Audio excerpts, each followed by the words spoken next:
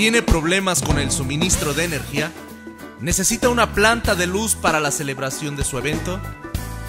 Deco Globo, renta de plantas de luz y generadores eléctricos.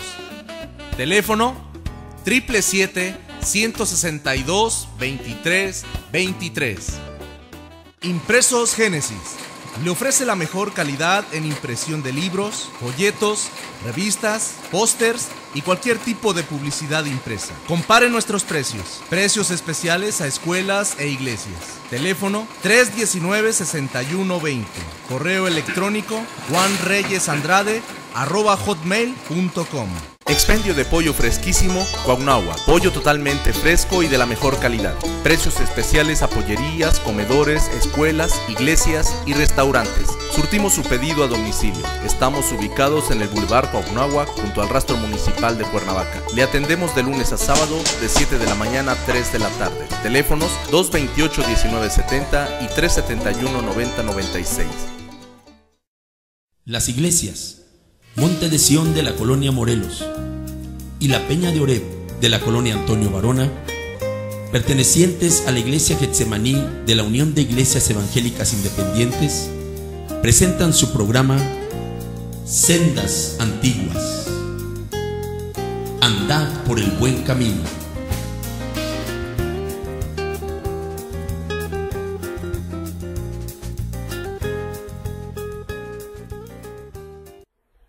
Por favor, hermanos, abran sus Biblias en el libro de los Salmos. Y vamos a leer el Salmo número 8. Damos gloria a Dios, hermanos. El tema que quiero compartir con ustedes en esta tarde es el siguiente: las obras de Dios y la ingratitud del hombre. Amén. Las obras de Dios y la ingratitud del hombre. Leemos el Salmo 8 unidos. Dice así en el nombre de nuestro Señor Jesucristo: Oh Jehová, Señor nuestro, cuán glorioso es tu nombre en toda la tierra. Has puesto tu gloria sobre los cielos.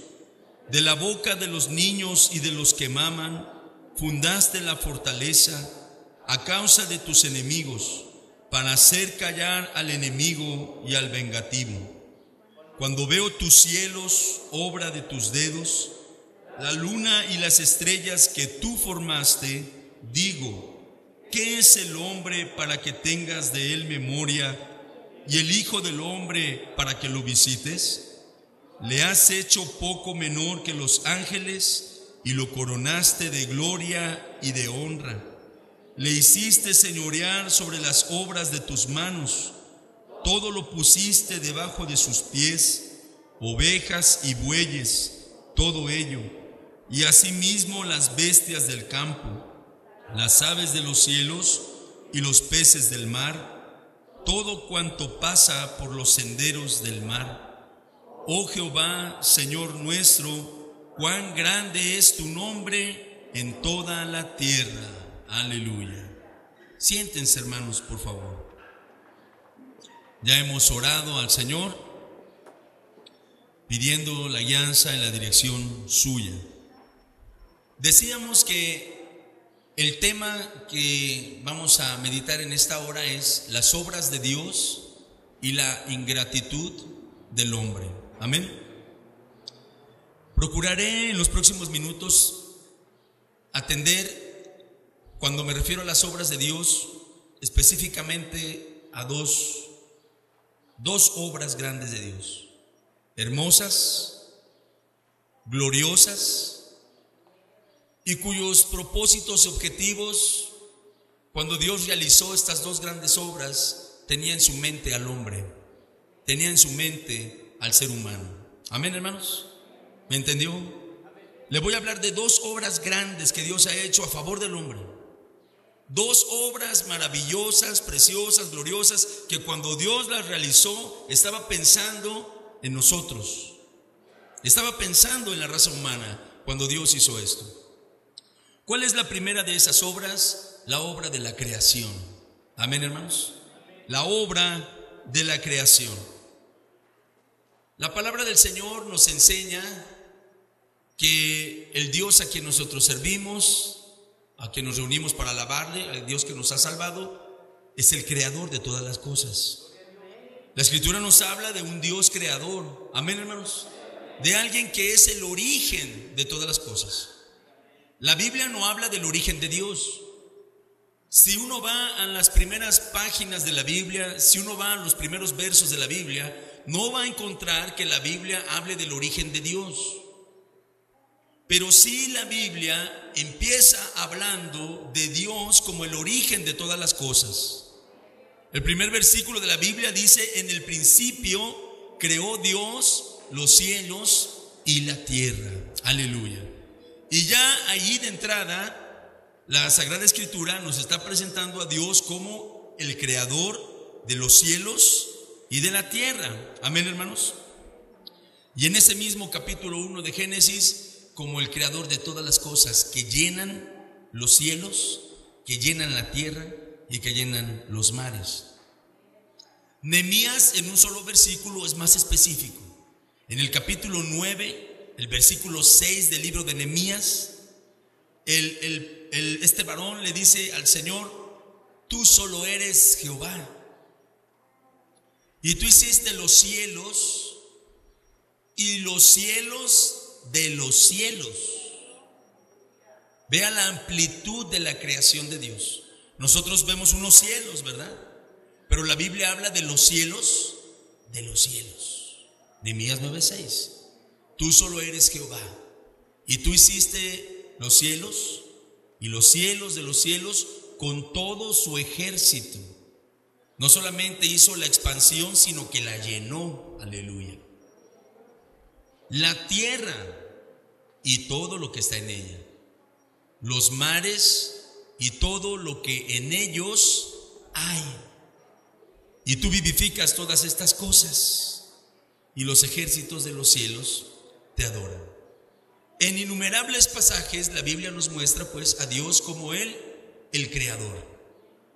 Y el creador no solo del mundo en el que vivimos, sino que nos presenta a Dios como el creador del hombre, ¿verdad?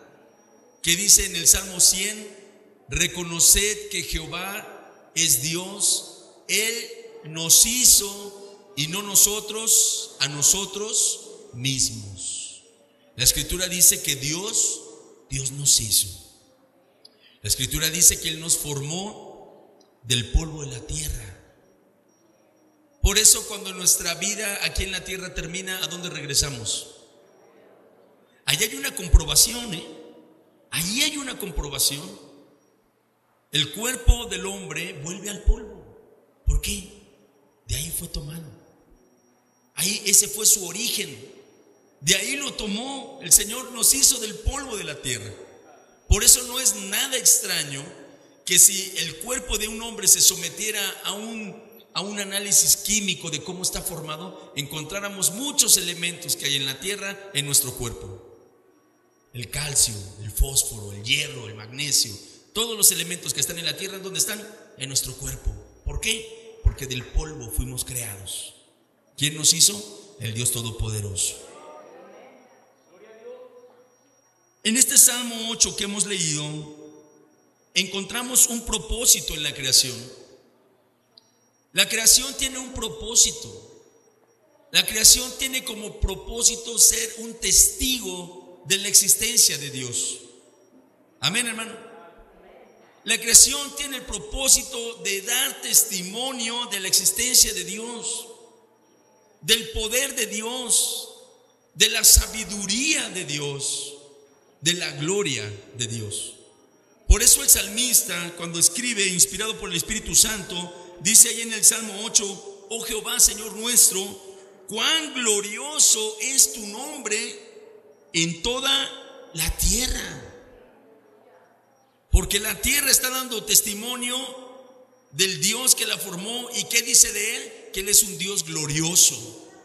Él es un Dios maravilloso.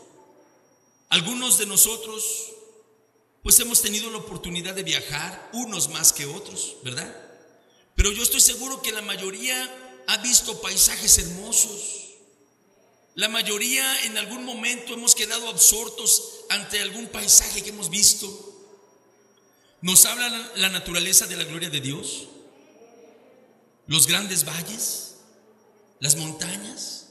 Me acuerdo en cierta ocasión que íbamos a un congreso en Chiapas.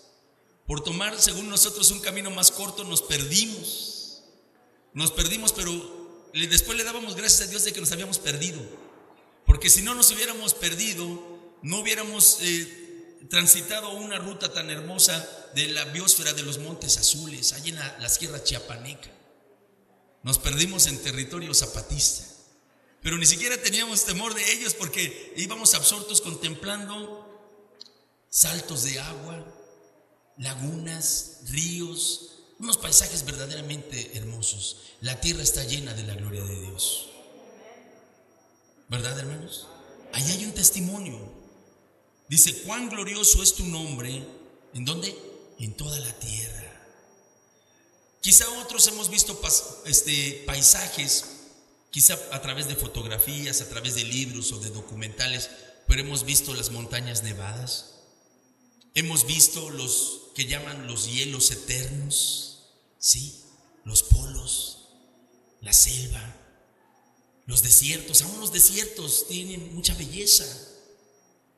Las auroras boreales, cuántas cosas extraordinarias de gran belleza hay en la tierra. ¿De qué da testimonio todo eso? De la gloria de nuestro Dios, de un Dios creador. Ahora dice que no solamente es en la tierra, sino que dice en ese mismo verso 1: has puesto tu gloria sobre los cielos.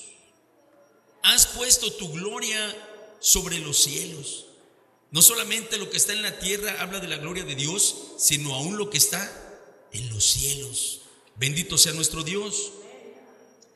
Los cielos tienen un lenguaje, hermanos. ¿Sabía usted eso, que los cielos tienen un lenguaje? Si vemos en el Salmo 19, entenderemos un poquito más por qué les digo esto. Los cielos tienen un lenguaje. ¿Qué dice en el Salmo 19? Dice: los cielos cuentan la gloria de Dios, y el firmamento anuncia la obra de sus manos. Fíjese en los verbos que aparecen aquí. Los cielos cuentan y el firmamento anuncia. Ahí hay un lenguaje. En la naturaleza hay un lenguaje.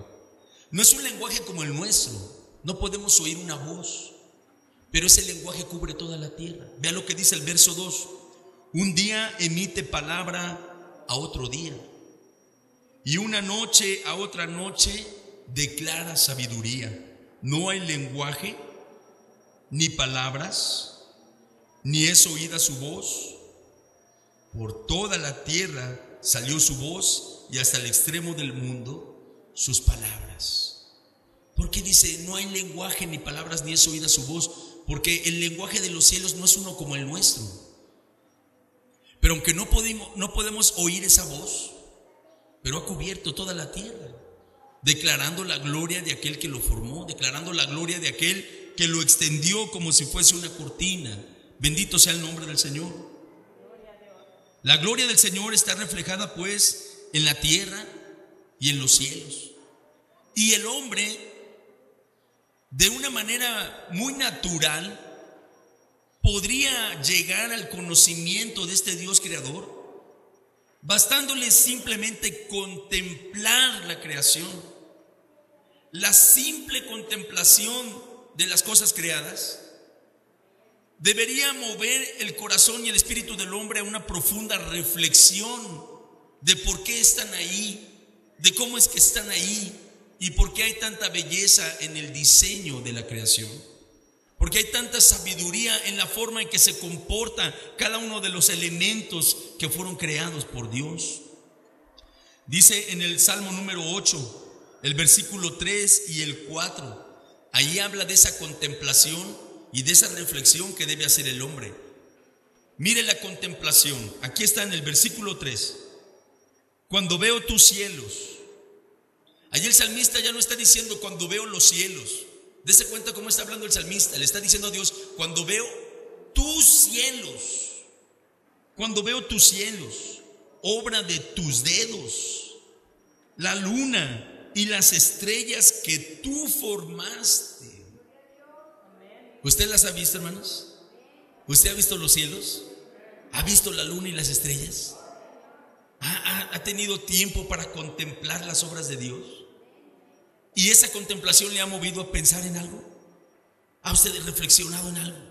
¿Ha alabado al Señor por lo que han visto sus ojos? Porque esa contemplación nos debe de llevar a la reflexión. Y la reflexión aparece en el versículo 4.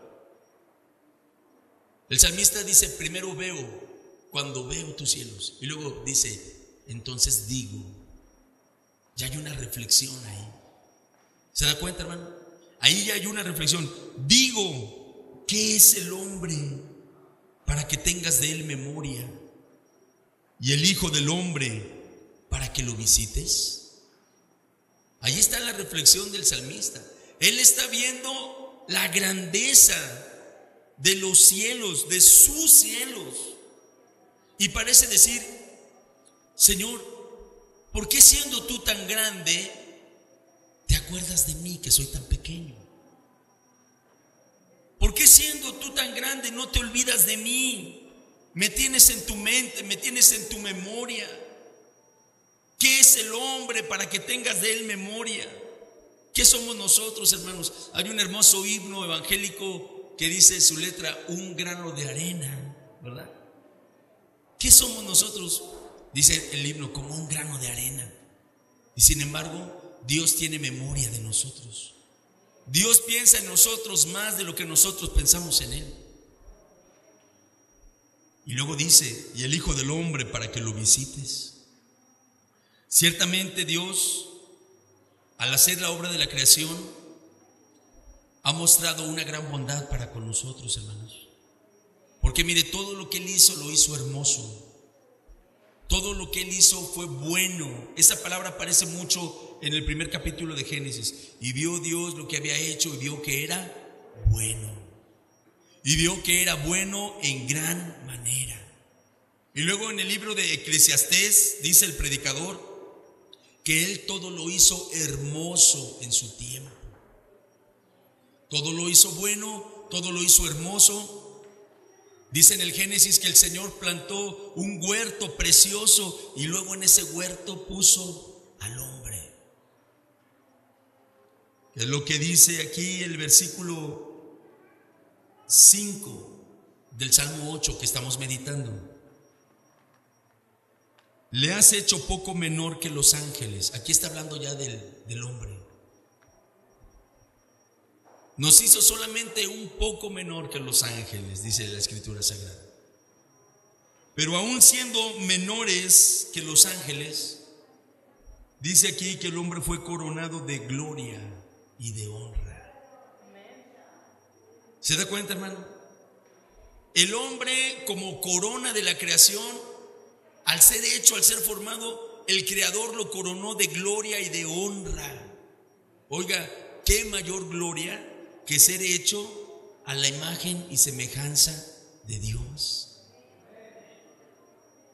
¿Verdad que esa absurda teoría de la evolución ofende no solamente nuestro entendimiento, sino que en primer lugar ofende al Dios verdadero? Al Dios que cuando creó al hombre lo coronó, ¿de qué dice aquí? De gloria y de honra. Si Dios hubiera creado un mono para que después de él evolucionara lo que ahora somos nosotros, esto no tendría razón de haberse escrito. Pero Dios hizo al hombre conforme a su imagen y conforme a su semejanza. Y al hacerlo así, lo coronó de honra y de gloria. Por eso el ser humano ha logrado lo que ha logrado. Por eso el ser humano ha llegado hasta donde ha llegado en las ciencias, en el conocimiento. No es poco lo que el hombre ha logrado. Si nosotros vemos lo que hasta el día de hoy, y a nosotros nos ha tocado vivir en un tiempo en el que la ciencia y la tecnología y los avances de la medicina, por ejemplo, han sido muchos. ¿Cómo es que el hombre puede llegar a conocimientos tan profundos, tan elevados? ¿Cómo es que el hombre ha podido diseñar esas máquinas que le han permitido salir al espacio? Y no solamente ir a darse una vuelta, sino permanecer meses allá. Porque cuando Dios lo formó, lo coronó de honra y de gloria. Como dice la letra también de otro himno, esa chispa de inteligencia que Él nos dio. Amén. Nos dio entendimiento, nos dio inteligencia. Eso nos diferencia de cualquier otra cosa que Él haya creado. Por eso nosotros no podemos provenir de un animal. No, venimos de las manos de Dios, directamente de las manos del Dios Todopoderoso. Aleluya. Y luego que fuimos creados, dice el versículo 6, que el hombre fue colocado por encima de toda la creación. Amén, hermanos. Nos puso por encima de todo, porque dice el verso 6, le hiciste señorear sobre las obras de tus manos. Él hizo todo y luego nos puso a nosotros sobre las obras de sus manos. Todo lo pusiste debajo de sus pies. Por eso miren, por eso el tema es las obras de Dios y la ingratitud del hombre. Porque Dios creó todas las cosas y nos puso a nosotros por encima de todas las cosas para que señoreásemos, para que tuviésemos dominio. Aquí dice, ovejas y bueyes, todo ello, y asimismo las bestias del campo, las aves de los cielos y los peces del mar, todo cuanto pasa por los senderos del mar. Dios le ha concedido al hombre que señoree aún sobre los cielos, y el hombre no vuela. Bueno, él no nos dio alas para volar, pero aún sobre los cielos señorea el género humano. En el campo, en la tierra, ¿quién señorea? El género humano. Aún en el mar, ¿quién señorea en el mar? El hombre. Aprovecha sus recursos, los explota racional o irracionalmente, pero se apropia de los recursos del mar, lo explora, lo conoce, lo investiga, lo transita. ¿Por qué? Porque Dios se lo permitió. Vemos a un Dios bueno, poderoso, glorioso, que pone su gloria en la tierra, que pone su gloria en los cielos, que crea cosas magníficas y que luego hace al hombre y lo pone en medio y le dice: esto es tuyo, lo hice para ti, para que tú lo disfrutes, para que tú comas de lo que yo planté en mi huerto, para que tú tengas dominio de todo lo que yo he creado. Y el hombre ha resultado con la ingratitud de que ahora pues no sabe quién creó todas las cosas. Y más aún se ha atrevido a negar a su creador. ¿Qué dice en la carta a los Romanos el apóstol Pablo respecto a esto? Porque sí, tenemos que mencionar la ingratitud del género humano. Dice en Romanos capítulo 1, versículo 19 al 22.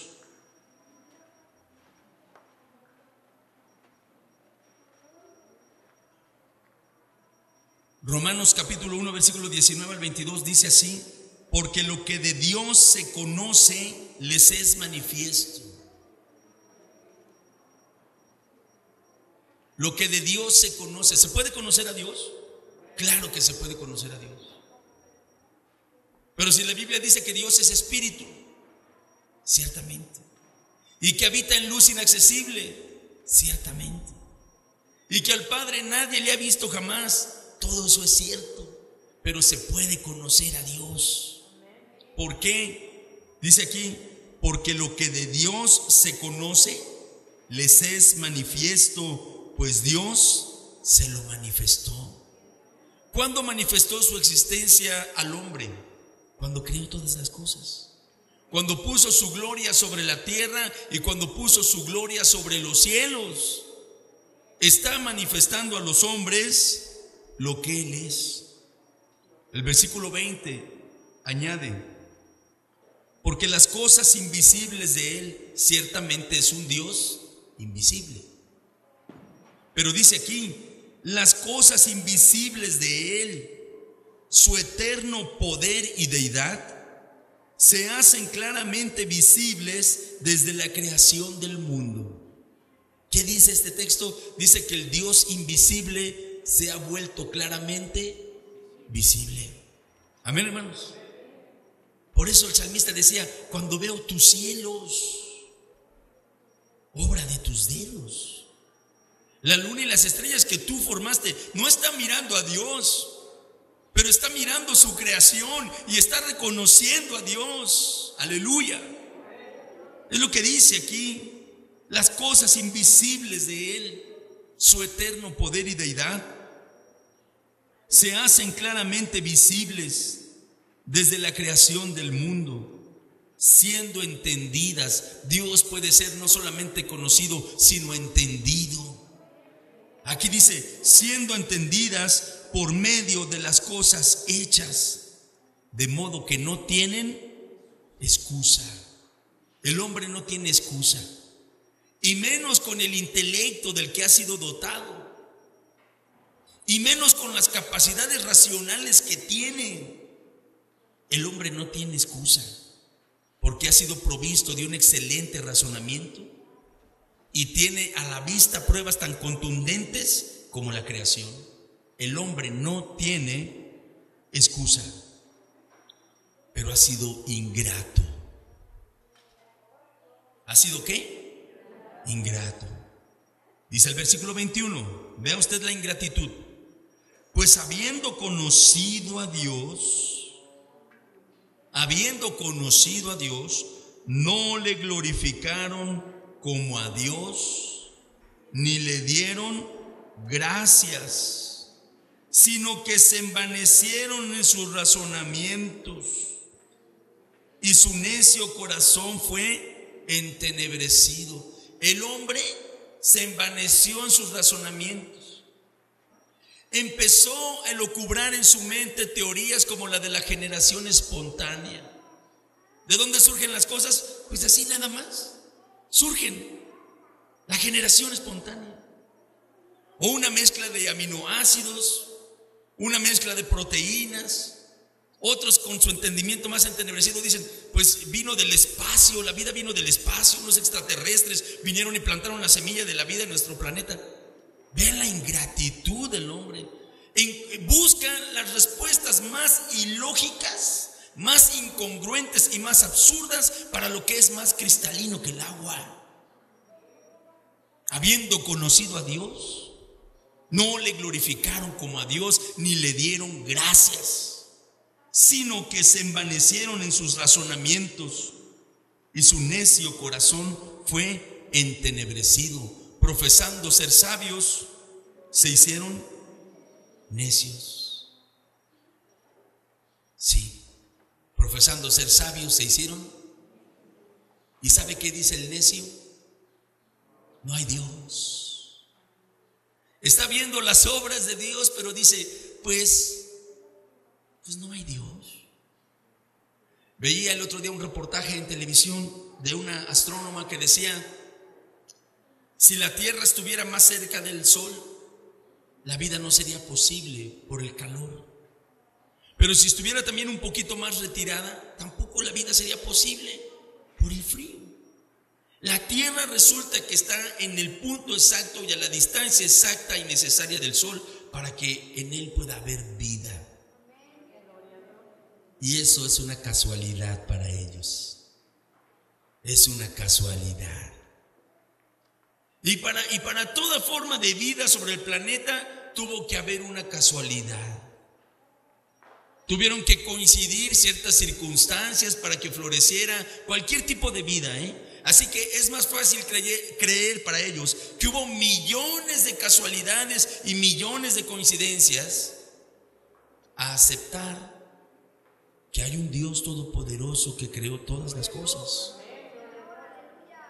Y entonces dice aquí que profesando ser sabios se hicieron necios. Ahí está la ingratitud del hombre. Pero gracias a Dios que ya no en todos, ¿verdad? Algunos que también teníamos nuestro entendimiento entenebrecido hemos sido alumbrados por la luz de la palabra.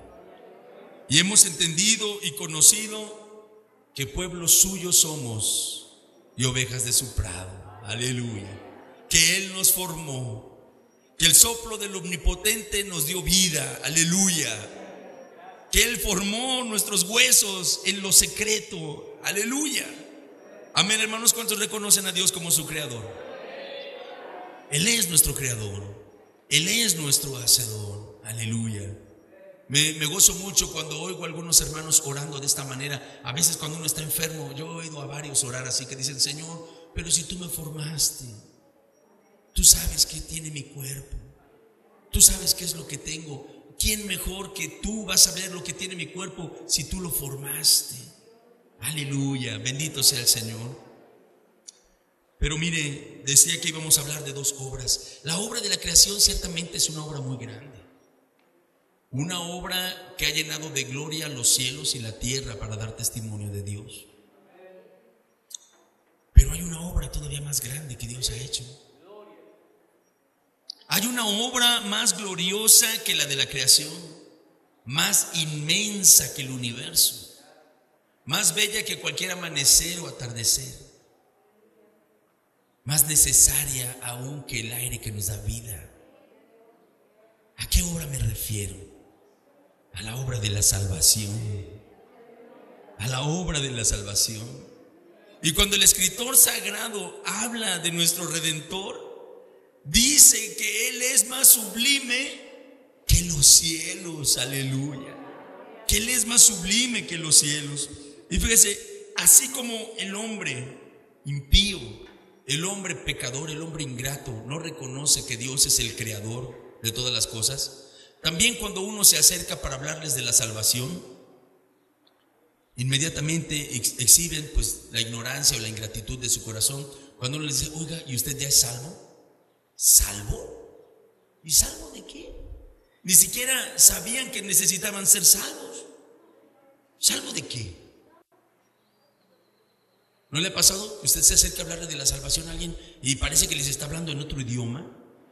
¿Salvo? ¿Pero salvo de qué? Y otros dicen: ¿y quién puede decir que es salvo? Como que tienen idea de la salvación, pero dicen: bueno, pues ¿quién puede asegurar que es salvo? Entonces, de la misma manera como se desdeña, como no se estima en su justa dimensión la creación, también la obra de la salvación es desdeñada por muchos hombres. Y sin embargo, así como la Biblia nos presenta a un Dios creador, la Biblia nos presenta a Dios como el Salvador de los hombres. La Biblia está llena de ese mensaje. En todas sus páginas aparece el mensaje de Dios, no solo como creador, sino como un salvador necesario. Leamos algunas partes. Por ejemplo, en el libro del profeta Isaías, Isaías capítulo 45.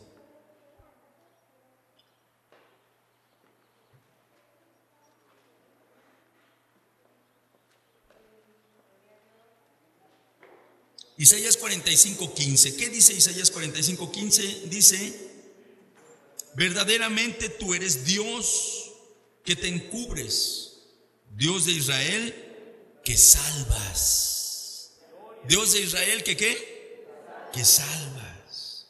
¿Qué dice el versículo 17? Israel será salvo en Jehová con salvación eterna. No os avergonzaréis ni os afrentaréis por todos los siglos. Aleluya. Y el versículo 22: mirad a mí y sed salvos todos los términos de la tierra, porque yo soy Dios y no hay más. Simplemente 3 versículos para mostrar que la Biblia nos habla de Dios como un Dios que salva, de un Dios que salva con salvación eterna, de un Dios que se presenta como el único que puede salvar cuando dice: mirad a mí y sed salvos todos los términos de la tierra, porque yo soy Dios y no hay más. Así que acerca de la obra de la salvación, la Biblia también presenta un panorama bastante amplio para que el hombre conozca acerca de esto. Y cuando alguien pregunta: ¿y salvo de qué? La Escritura nos dice de qué nos salva Dios. La Escritura nos dice, nos enseña de qué nos salva Dios. Mire, hay hombres, hay mujeres que viven esclavos del pecado. Hay hombres y mujeres que hacen cosas terribles. Y que quizá en un momento dado, quizá en un momento de lucidez, comprenden que están haciendo mal y quisieran dejar de hacer lo malo y quisieran cambiar de vida y quisieran empezar a hacer cosas diferentes, pero sabe que no pueden, porque el hombre que practica el pecado, esclavo es del pecado. Porque aquel que vive en las tinieblas no puede salir de las tinieblas él solito. No puede decir un buen día, hoy me decido a salir de las tinieblas y empezar a caminar en otra dirección. No puede. ¿Sabe por qué? Porque las tinieblas y el pecado tienen poder. Por eso hay muchos hombres y mujeres que quisieran cambiar y no pueden. ¿Por qué? Porque las tinieblas tienen poder. Entonces el hombre y la mujer necesitan ser salvo de esa condición. Alguien que lo salve, alguien que lo rescate, alguien que lo libre. Veamos qué dice en Colosenses 1. Gloria al Señor.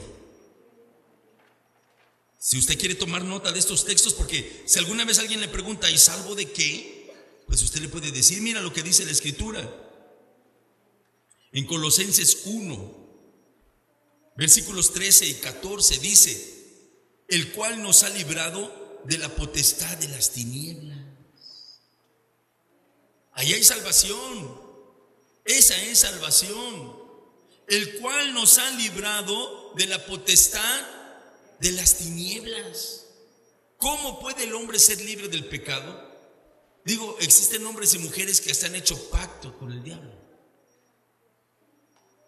Y en un momento dado de su vida quieren romperlo. Pero ellos no pueden. Ellos no pueden. Tiene que haber alguien que lo salve. Y hay alguien que salva. Hay alguien que tiene un poder más grande que el de las tinieblas para librar al hombre. Y dice aquí, el cual nos ha librado de la potestad de las tinieblas y trasladado al reino de su amado Hijo, en quien tenemos redención por su sangre, el perdón de pecados. Solo Dios puede salvar. Vean lo que dice en 2 Timoteo capítulo 2, verso 26. Y escapen del lazo del diablo en que están cautivos a voluntad de él. Fíjese qué descripción hace aquí la Escritura. Resulta que el pecador no hace lo que él quiere. ¿Qué dice el borracho? Es mi vida, no se metan, no hago lo que quiero con mi vida. Ni siquiera está haciendo su voluntad. Está haciendo la voluntad ¿de quién? Del diablo. ¿Qué dice el joven que quiere vivir en el pecado y la disolución? Muchos jóvenes reclaman libertad cuando lo que en realidad quieren es libertinaje. ¿Y qué dicen? No se metan con mi vida, déjenme a mí que yo haga lo que yo quiera. Ni siquiera es lo que tú quieres, es lo que el diablo quiere. Y así el hombre que vive en el pecado no está haciendo su voluntad, sino está haciendo la voluntad del diablo. Porque dice claramente aquí la Escritura, y escapen del lazo del diablo en que están cautivos a voluntad de él. Esa gente que fuma tanto, dicen que fuma como chacuaco. Yo no sé qué es un chacuaco, pero dicen que fuma como chacuaco. ¿Qué es? ¿Una chimenea? Pues miren, ya aprendí algo hoy. Yo oía ese refrán que decían, fuma como chacuaco. Es una chimenea, bueno. ¿Y qué dice el que fuma como chacuaco? En cualquier momento lo dejo, yo nada más que me decida y lo dejo. Y usted va a entrar a ese hombre de carácter firme, de voluntad férrea, que nadie le puede alzar la voz, temblando a la tienda de la esquina, pidiéndole al de los abarrotes, ¿tendrás un cigarrito que me vendas? Porque como ya no le alcanza para la cajetilla, pues aunque sea un cigarrito, uno solo. Y si no, alguna colilla que alguien haya tirado en la banqueta. Qué triste condición. Pero no se puede librar. Pero hay un Dios que salva. Hay un Dios que salva. Por eso cuando la gente dice, ¿salvo de qué? Pues salvo, por ejemplo, de eso. Salvo de los vicios. Salvo del alcohol, salvo de las drogas, salvo de una vida depravada, salvo de pactos satánicos, salvo de la potestad de las tinieblas. Hay un Dios que salva, aleluya. De eso habla la Escritura. Romanos 6:23 dice: porque la paga del pecado es muerte. ¿El pecador está condenado a qué?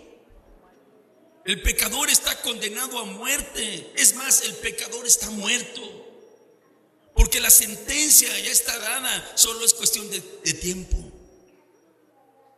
Por eso dice la Escritura que el que está en sus delitos y pecados está ¿cómo? Está muerto, porque la paga del pecado es muerte.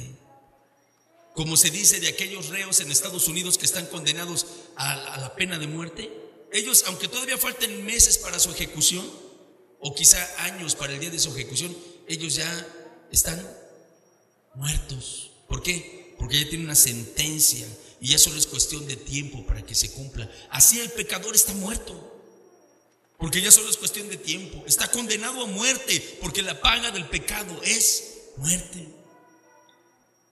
Mas la dádiva de Dios. Fíjese qué hermoso versículo, Romanos 6:23. Cómo nos presenta las dos caras de la moneda. Romanos 6:23. La paga del pecado es muerte. ¿Cómo te va a pagar el pecado? Con muerte. ¿Cómo te van a pagar los vicios? Con muerte. ¿Cómo te va a pagar la fornicación? ¿Cómo te va a pagar el adulterio? ¿Cómo te va a pagar la mentira? Con muerte.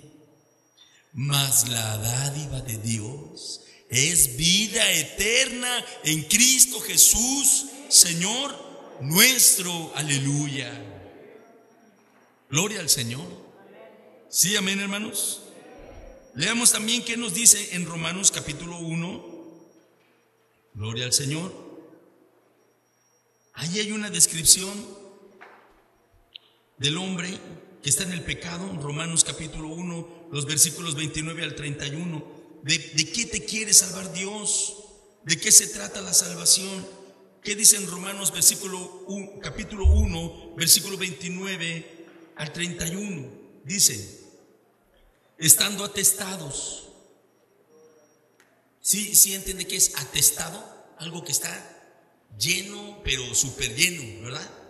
Estando atestados de toda injusticia, fornicación, perversidad, avaricia, maldad, llenos de envidia, homicidios, contiendas, engaños y malignidades, murmuradores, detractores, aborrecedores de Dios, injuriosos, soberbios, altivos, inventores de males, desobedientes a los padres, necios, desleales, sin afecto natural, implacables, sin misericordia. ¿Qué es eso que acabamos de leer? ¿Sabe qué es eso? Esa es la vileza del pecado. Ese es el fango del pecado. Y de esa vida miserable, porque esto es un retrato de una vida miserable, atestados de toda inmundicia, de puras cosas malas. Esa es una vida miserable. Y mucha gente está viviendo una vida miserable porque está cosechando la vileza del pecado. ¿Quién le va a salvar de una vida miserable? ¿Quién le va a salvar de la vileza, de la pobredumbre, del fango del pecado? ¿Quién le va a salvar? Hay un Dios que salva. Hay un Dios que salva. De la condenación. El hombre no sabe que está condenado. Hay muchas cosas que tienen que ver con la eternidad que el hombre natural no las conoce. Al hombre natural no le preocupa su alma. Al hombre natural no le preocupa pensar en la eternidad. Él vive el presente, el ahora. No sabe que la Biblia habla de la eternidad. No sabe que la Biblia habla del alma inmortal. ¿Sí? Pero ¿quién le va a librar de la condenación? Solamente Dios. ¿Qué dice San Juan 3:17? Porque no envió Dios a su Hijo para condenar al mundo, sino para que el mundo sea salvo por él. ¿Y qué dice unos versículos más adelante? Y esta es la condenación, que la luz vino al mundo, pero los hombres amaron más las tinieblas que la luz, porque sus obras eran malas. Veamos una cita más en Romanos. capítulo 5, versículo 9. Cuando alguien pregunta, ¿y salvo de qué? Dice en Romanos 5, 9, pues mucho más, estando ya justificados en su sangre, por él seremos salvos de la ira. Viene un día sobre la tierra de ira. Hoy la ira de Dios está contenida. La ira de Dios está contenida. Las copas de la ira se están llenando. Y al final van a rebosar. Y cuando llegue el día, Dios va a derramar las copas de su ira sobre la tierra, sobre sus moradores. ¿Salvo de qué? Pues salvo de la ira de Dios. Salvo de la ira de Dios. Todo aquel que vive sin Jesucristo en su corazón vive bajo la ira de Dios. Dice la Escritura, y la ira de Dios está sobre él. ¿Quién podrá salvar al hombre de la potestad de las tinieblas, de la esclavitud del pecado, de la miseria que deja el pecado, de la condenación, de la ira que viene? ¿Quién podrá salvarle? Solamente Dios. ¿Y cómo es que Dios nos ha salvado? Porque Dios ha hecho algo, ¿verdad? Respecto a este asunto, Dios ha hecho algo. El que está pensándolo eres tú. El que está pensándolo eres tú. Pero Dios no se quedó pensando cómo te iba a salvar. Dios hizo algo para salvarte. Y tú todavía estás pensando si te vas a salvar o no. Por eso dice el salmista, ¿qué es el Hijo del Hombre para que tengas de él memoria? Dios no se quedó pensando cómo nos iba a salvar, sino que él hizo algo. Dice en San Juan 3:16, porque de tal manera amó Dios al mundo, que ha dado a su Hijo unigénito, para que todo aquel que en él cree no se pierda, mas tenga vida eterna. Aleluya. Dios proveyó en la dulce persona de su Hijo un Salvador suficiente, un Salvador poderoso. Aleluya. Leamos qué nos dice también el apóstol Pablo en su carta a Tito. Tito capítulo 3, versículo 3 al 7. Tito 3 al 7. Allí dice, porque nosotros también éramos en otro tiempo insensatos. Mire, fíjese, hace un momento leíamos una lista de lo que es la vileza del pecado en Romanos. Y ahora podremos decir que hace un momento le echamos un vistazo al fango de donde nos sacó el Señor, ¿verdad? En ese lodo estábamos. Pero vea cómo cuando uno sale del fango lo puede ver de otra perspectiva. Ya no estás adentro, ahora lo ves de fuera. ¿Y cómo lo ves ahora? ¿Cómo lo dice Pablo? Dice, porque nosotros también éramos en otro tiempo insensatos, rebeldes, extraviados, esclavos de concupiscencias y deleites diversos, viviendo en malicia y envidia, aborrecibles y aborreciéndonos unos a otros. Pero cuando se manifestó la bondad de Dios, nuestro Salvador, y su amor para con los hombres, nos salvó. Aleluya. Cuando se manifestó la bondad de Dios y su amor para con los hombres, nos salvó. Bendito sea su nombre. No por obras de justicia que nosotros hubiéramos hecho, sino por su misericordia, por el lavamiento de la regeneración y por la renovación en el Espíritu Santo, el cual derramó en nosotros abundantemente por Jesucristo, nuestro Salvador, para que justificados por su gracia viniésemos a ser herederos conforme a la esperanza de la vida eterna. Aleluya, aleluya. Él derramó en nosotros abundantemente por Jesucristo, nuestro Salvador, para ser justificados por su gracia.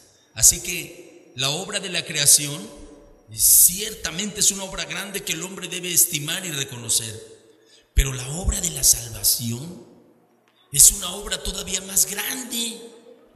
Es una obra todavía más grande, porque mira, los cielos y la tierra que tú ves un día dejarán de ser, serán deshechos, pero tu alma existirá por siempre.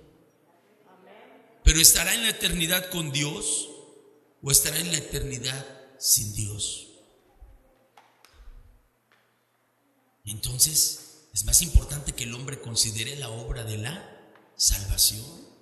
Dice el escritor sagrado en su carta a los Hebreos: ¿cómo escaparemos nosotros si descuidamos una salvación tan grande? Si rechazas a Dios, no solamente estás rechazando a tu Creador, estás rechazando al único que te puede salvar. Al único que te puede salvar. Y mira, si decides aceptar a Jesucristo como tu Señor y como tu Salvador, tú pasas a ser en ese momento doblemente suyo. ¿Me escuchas?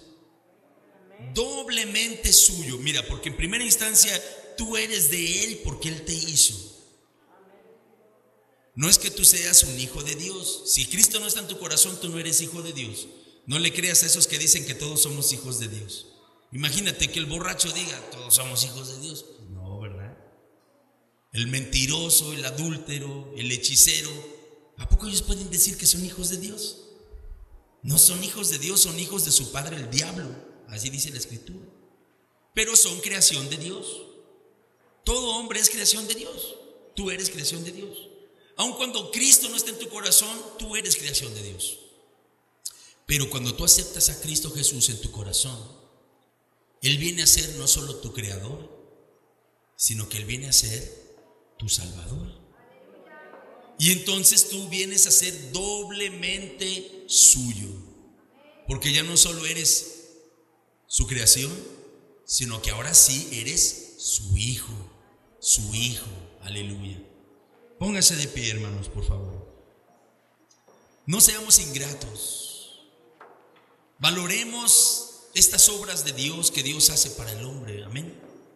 La creación la hizo para nosotros y la salvación la llevó a cabo por nosotros y también para nosotros. Así que haya en nuestro corazón el reconocimiento para Dios. ¿Cuál es la mejor forma de apreciar lo que Dios ha hecho por nosotros?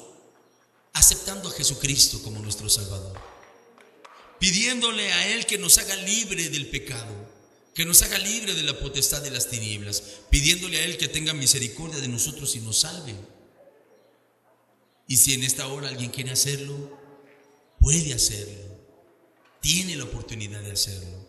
El que perdona los pecados está aquí y no es un hombre, es el Señor.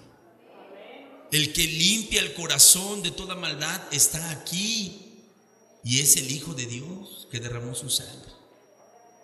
Así que si en esta hora alguien quiere estar a cuentas con su Creador, puede doblar sus rodillas y decirle: Señor, perdóname, sálvame, cambia mi vida, hazme libre, quiero ser doblemente tuyo. Puede decírselo al Señor. Vamos a orar, hermanos, y demos gracias por su palabra. Y los que ya son salvos, alabemos a nuestro Creador y a nuestro Salvador, hermanos.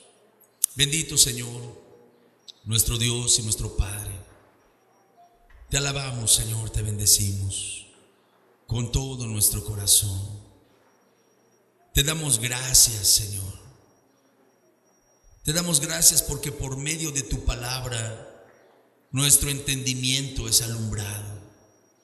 Las cosas eternas que de otra manera permanecerían ocultas para nosotros, las cosas eternas nos son reveladas por medio de tu palabra. Te damos gracias, Señor, porque también por la intervención maravillosa de tu Espíritu Santo es que podemos entender, pues tu Espíritu Santo es el que obra en los corazones de los hombres. Tu Espíritu Santo es el que convence. Tu Espíritu Santo es el que derriba todo argumento contrario, somete toda altivez, toda arrogancia y toda soberbia. Tu Espíritu Santo es el que contrista para salvación. Señor, la obra de la salvación es tuya. Solo tú eres el que salvas. Solo tú eres el que perdona los pecados. Solo tú eres el que rompe las cadenas de los vicios. Tú eres el que libra de la potestad de las tinieblas. Oh, que los hombres pudieran correr a ti para que tú les des esa libertad gloriosa.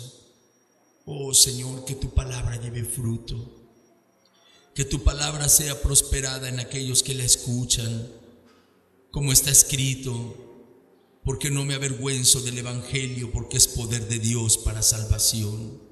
Que así sea, Señor. Salva las almas, edifica a tu iglesia, añadiendo cada día los que han de ser salvos. En el precioso nombre de Cristo Jesús te lo rogamos. Y te damos gracias por ser nuestro Hacedor. Y te damos gracias por ser nuestro único y suficiente Salvador. Aleluya. Amén. Amén.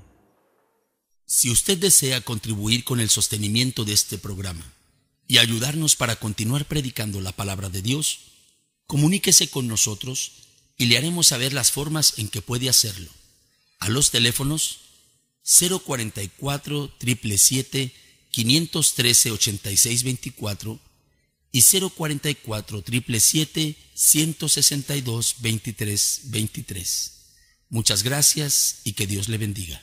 Expendio de pollo fresquísimo Cuauhnáhuac. Pollo totalmente fresco y de la mejor calidad. Precios especiales a pollerías, comedores, escuelas, iglesias y restaurantes. Surtimos su pedido a domicilio. Estamos ubicados en el Boulevard Cuauhnáhuac, junto al rastro municipal de Cuernavaca. Le atendemos de lunes a sábado de 7 de la mañana a 3 de la tarde. Teléfonos 228-1970 y 371-9096. Impresos Génesis le ofrece la mejor calidad en impresión de libros, folletos, revistas, pósters y cualquier tipo de publicidad impresa. Compare nuestros precios. Precios especiales a escuelas e iglesias. Teléfono 319-6120. Correo electrónico juanreyesandrade@hotmail.com. ¿Tiene problemas con el suministro de energía? ¿Necesita una planta de luz para la celebración de su evento? Deco Globo. Renta de plantas de luz y generadores eléctricos. Teléfono 777-162-2323.